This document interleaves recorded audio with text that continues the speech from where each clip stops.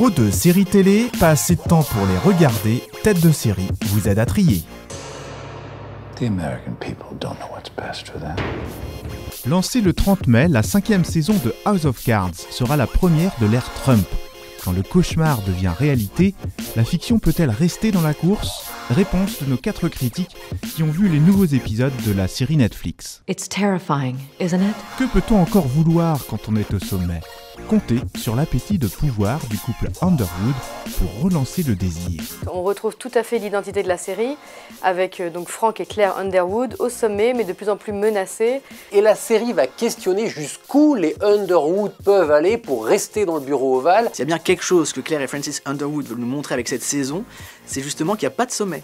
Ils en voudront toujours plus, et ce qu'ils aiment avant tout, c'est la conquête. En reprenant la devise One Nation Under God, ce qui veut dire une nation sous la protection de Dieu, il la transforme en One Nation Underwood.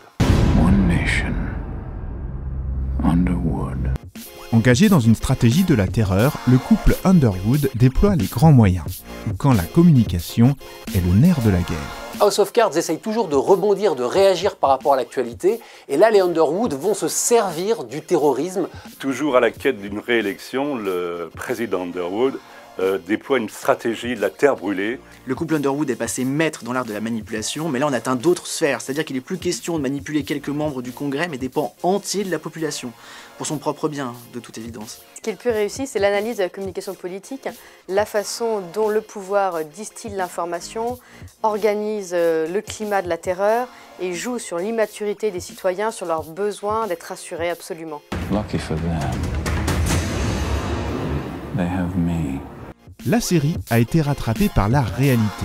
Peut-elle digérer Trump et endosser un nouveau rôle, ou a-t-elle dès lors perdu sa raison d'être ? Cette saison 5 d'House of Cards a été écrite avant l'élection de Donald Trump, donc elle n'est pas directement une réaction à l'élection de Donald Trump.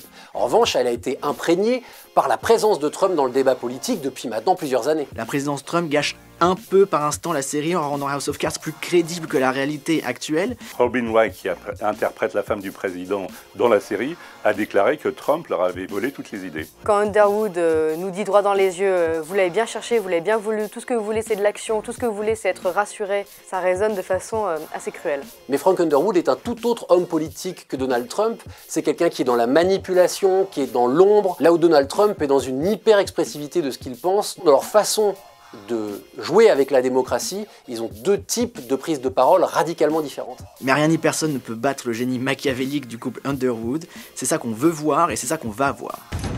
Underwood. 2016. 2020. 2024. 2028. C'est l'heure du verdict de Tête de série. Alors, votez House of Cards ? Non, trop de cynisme, tout le cynisme, tout au moins en matière de fiction.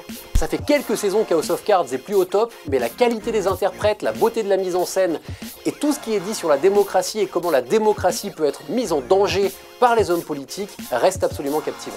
Le début de la saison est très chaotique, on ne voit pas toujours très clair, mais on rencontre de nouveaux personnages très intéressants, le dénouement est très croustillant et ouvre de perspectives particulièrement alléchantes, donc c'est un grand oui.